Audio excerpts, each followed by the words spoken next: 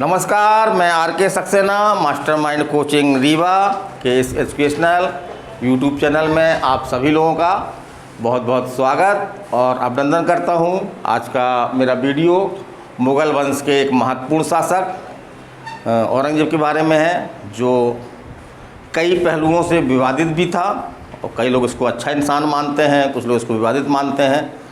तो हिंदू लोग, जो हिंदू पक्ष है वो उसको विवादित मानता है क्योंकि इसने जजिया कर लागू किया, कई हिंदू मंदिरों को तुड़वाया और कुरान के अनुसार शासन चलाने का प्रयास किया और धर्मांतरण के भी इस पर आरोप लगते रहे।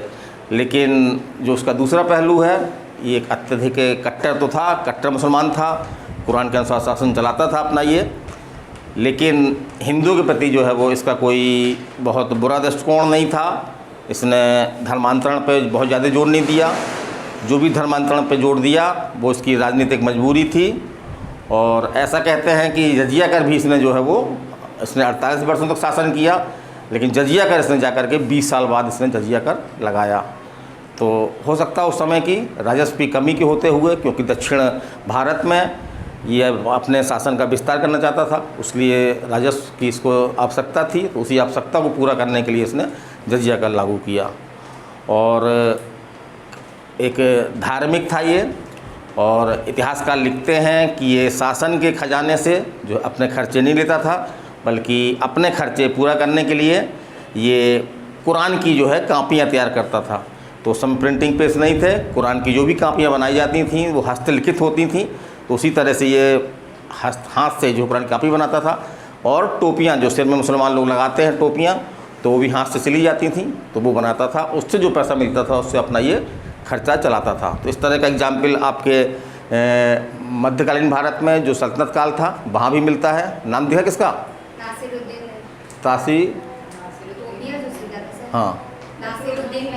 नासिरुद्दीन महमूद गुलाम वंश का एक शासक था, बहुत फेमस नहीं था, लेकिन वो भी इस तरह की जो है वो अपने खर्चे के लिए टोपियाँ सिला करता था।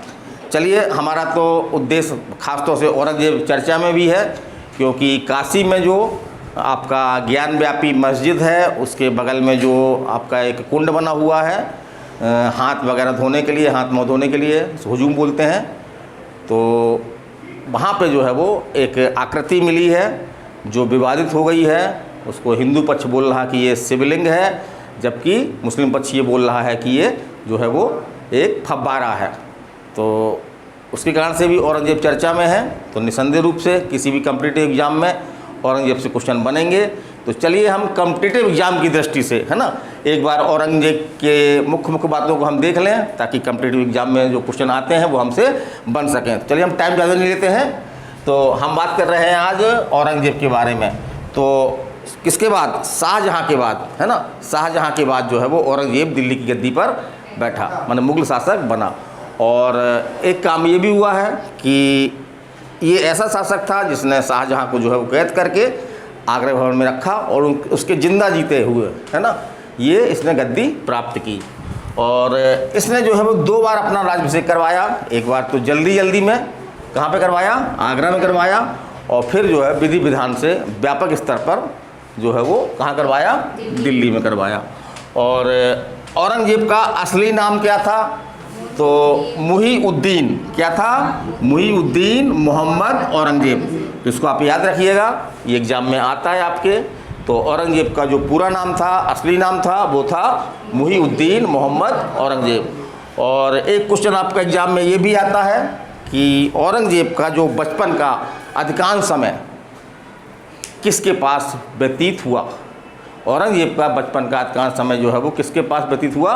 तो किसके पास? नूरजहाँ। नूरजहाँ कौन थी इसकी? दादी लगी, है ना।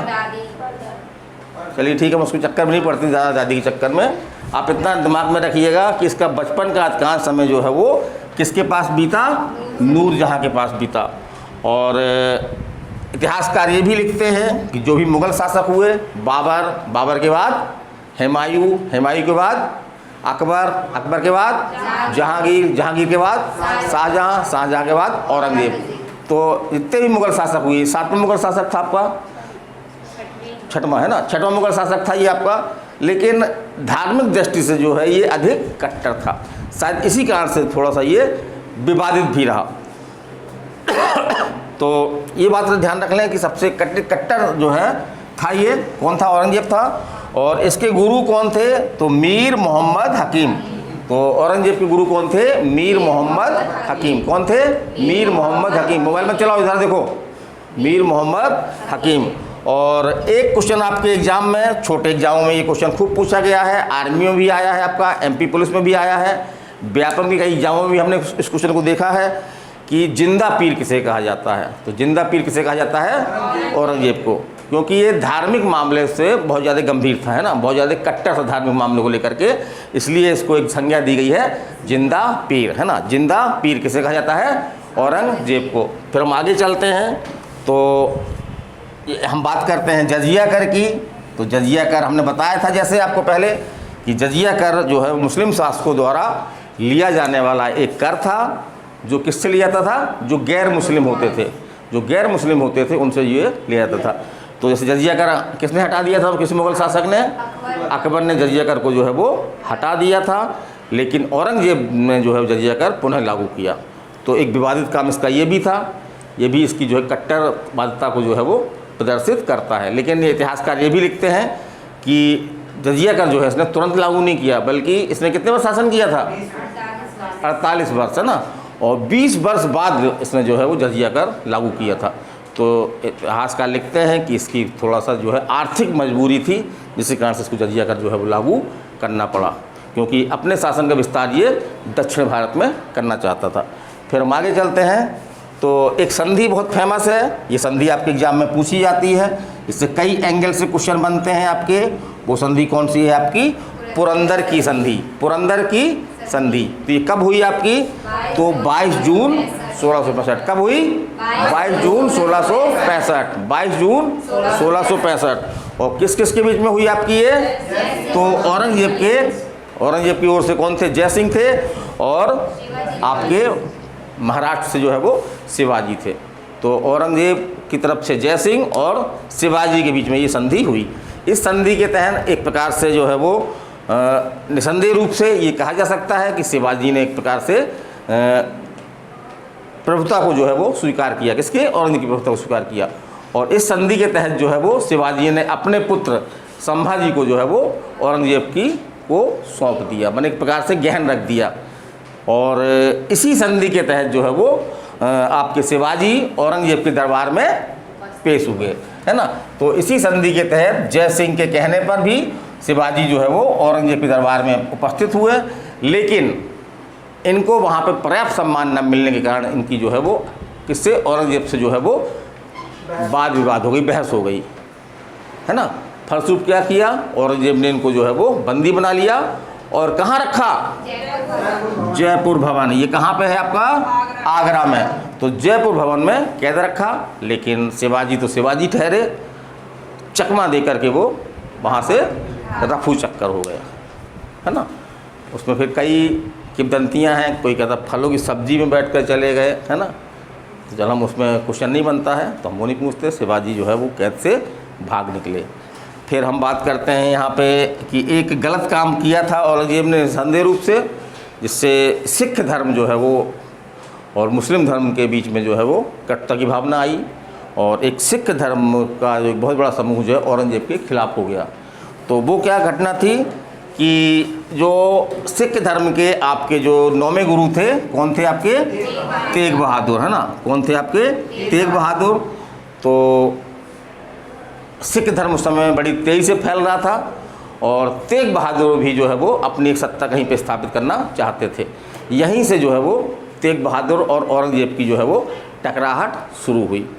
अब क्या हुआ कि जब औरंगजेब ने जो है वो इनको कहा, तेग बहादुर को कहा कि आप जो है वो इस्लाम धर्म ग्रहण कर लो, इस्लाम धर्म स्वीकार कर लो, तो हम आपकी जान बख्श देंगे। तो एक प्रकार से इस्लाम धर्म अपनाने के लिए कहना जो है वो एक प्रकार से तेग बहादुर का अपमान करना था। तो तेग बहादुर जो अपने स्वाभिमानी थे, उन्होंने स्पष्ट रूप से मना कर दिया कि हम इस्लाम धर्म स्वीकार नहीं कर सकते हैं। तो इसके कारण से क्या हुआ कि औरंगजेब ने जो है तेग बहादुर की जो है वो हत्या करवा दी। तो ये क्वेश्चन पूछता है आपका कि सिख धर्म के 9वें गुरु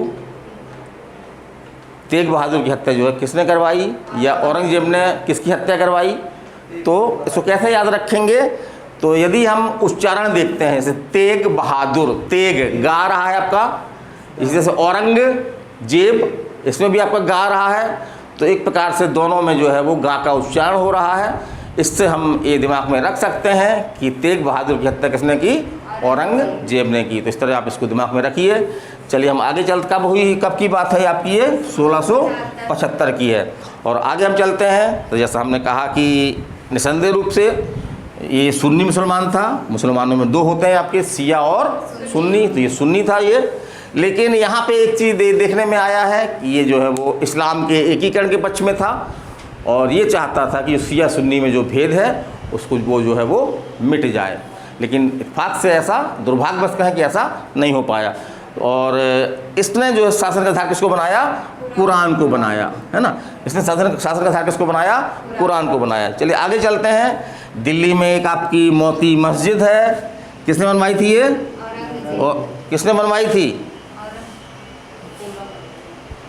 उसने पूरा किया था, अभी बता रहे थे ना, चलो देख लेना, है ना। तो ये मोती मस्जिद थी, अधूरी थी ये, तो इसको पूरा किसने करवाया, आपके औरंगजेब ने इसको जो है वो पूरा करवाया। और औरंगजेब पर यह भी आरोप लगते रहे कि उसने कई मंदिरों को तोड़ा है। जैसे कि कौन कौन से मंदिर तोड़े, जो मुख्य मंदिर हैं आपके, जैसे कि काशी का विश्वनाथ मंदिर, सोमनाथ मंदिर है आपका, गुजरात में है आपका ये, और मथुरा मंदिर। लेकिन इतिहासकार ये भी लिखते हैं कि बहुत धार्मिक भेदभाव ये नहीं रखता था। मंदिरों को जो तोड़ा गया है तो वो इस आधार पर तोड़ा गया है कि ये मंदिर उस समय जो है वो अधार्मिक मामलों के जो है केंद्र बन गए थे। ये यहाँ पे अधार्मिक गतिविधियाँ होने लगी थी, तो इसी कारण से ये किया था। बाकी इतिहासकार ये भी लिखते हैं कि कई मंदिरों को जो है ये दान भी देता था। जैसे कि आपका उज्जैन का महाकालेश्वर मंदिर है, यहाँ इसने सहायता की। इसी तरह से जो मथुरा का मंदिर है, कृष्ण का मंदिर है, उसके लिए इसने जो है वो पूरे जेवरात दिए थे, जो आज भी मौजूद हैं। और कृष्ण जन्मभूमि पर जो है जन्माष्टमी जब सजती है तो ये गहने जो है वो औरंगजेब वाले इसको पहनाए जाते हैं। इसी तरह से असम में एक कामाख्या देवी का मंदिर है, वो बहुत फेमस है, तो वहाँ पे उसने सहायता की थी। तो इस तरह से एक प्रकार से ये धार्मिक था, लेकिन बहुत ज़्यादा धार्मिक भेदभाव को लेकर के नहीं चलता था। लेकिन जब इसको हम जो है वो एक सांप्रदायिक एंगल से देखते हैं तो निसंदेह रूप से हिंदू पक्ष को ये कुछ दिखता है, मुस्लिम पक्ष को ये कुछ दिखता है। चलिए हम आगे चलते हैं, विवादों में नहीं पड़ते हैं। और यहीं पे थोड़ा सा हम बात कर लें कि वर्तमान में ये औरंगजेब करंट का टॉपिक बन गया है, क्योंकि औरंगजेब द्वारा जो मस्जिद की मरम्मत करवाई थी, उस मस्जिद का नाम है ज्ञान व्यापी मस्जिद। और मस्जिद तो अभी पहले की है, इसने जो है वो औरंगजेब ने उसकी मरम्मत करवाई थी। और वहीं पे आपका जो है वो शिवलिंग है, मंदिर था, उस मंदिर को ऐसा कहा जाता है कि औरंगजेब ने तुड़वाया है।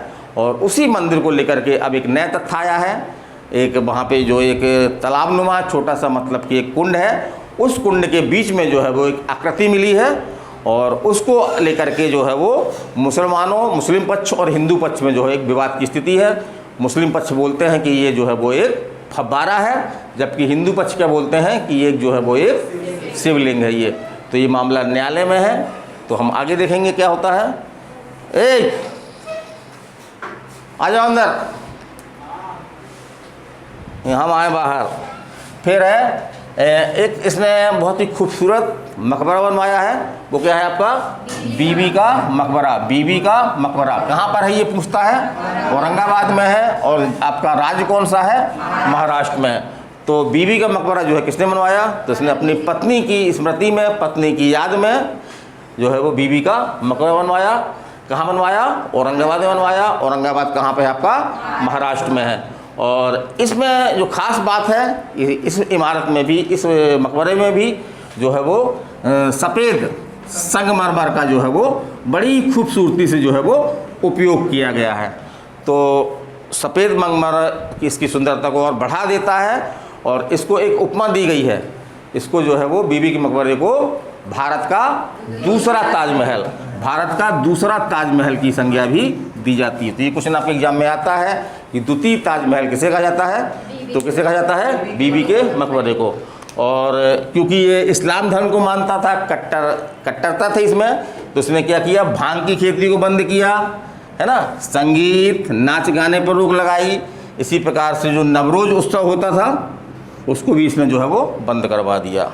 तो एक प्रकार से कहते हैं कि ये संगीत विरोधी था। लेकिन इस संगीत विरोधी में भी एक और बात मिलती है, वो भी थोड़ा सा अटपटी लगती है। वो क्या बात है कि संगीत विरोधी होने के बावजूद भी जो है वो औरंगजेब स्वयं जो है एक वाद्य यंत्र बजाया करता था। तो वो कौन सा वाद्य यंत्र था आपका? वो बीड़ा था, है ना। तो इसको याद रखिएगा कौन सा औरंगजेब कौन सा वाद्य यंत्र बजाया करता था, तो बीड़ा बजाया करता था। और एक बात हम और बता दें कि बीड़ा जो है वो भारत का सबसे प्राचीन सबसे पुराना जो है वो वाद्य यंत्र है ये। और एक चीज़ और विरोधी मिलती है कि जैसे कि कट्टर सुन्नी मुसलमान था ये, है ना, इस्लाम के अनुसार देश को चलाना चाहता था अपने शासन को ये। लेकिन इसके शासनकाल में ही जो है सबसे ज़्यादा लगभग कितने 33% है, लगभग 33% जो है वो जो बड़े पदाधिकारी थे मनसबदार थे वो कौन थे? आपके हिंदू थे। जबकि इसके पहले देखते हैं हम तो 20 से 22% ही मिलते हैं। तो इसके समय जो है वो सबसे अधिक जो है वो हिंदू पदाधिकारी थे। तो ये क्वेश्चन नहीं पूछता है कि किस मुगल शासक के समय सर्वाधिक हिंदू पदाधिकारी थे। तो किसके समय थे? आपके औरंगजेब के समय थे। और आगे चलते हैं हम। इसी के समय जो है वो गोकुल और राजा राम जो स्थानीय जाट नेता हैं ये, तो इन्होंने जो है वो जाट विद्रोह किया। यद्यपि इसको दबा दिया गया। और आगे चलते हैं हम कि अपने खर्चे के लिए जो है वो ये स्वयं क्या किया करता था? कुरान की कापियाँ बनाता था। कुरान की हाथ से लिख करके कापियाँ तैयार करता था। और जो मुस्लिम लोग सिर में टोपियाँ लगाते हैं उनको जो है वो सिला करता था। उससे जो आय प्राप्त होती थी उसको जो है ये अपने खर्चे में लेता था।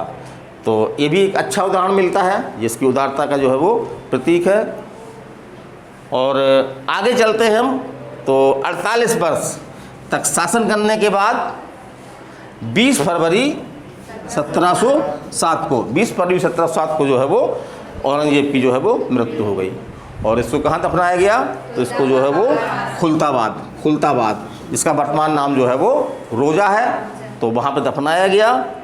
और जो कहाँ पे है आपका? ये महाराष्ट्र में है।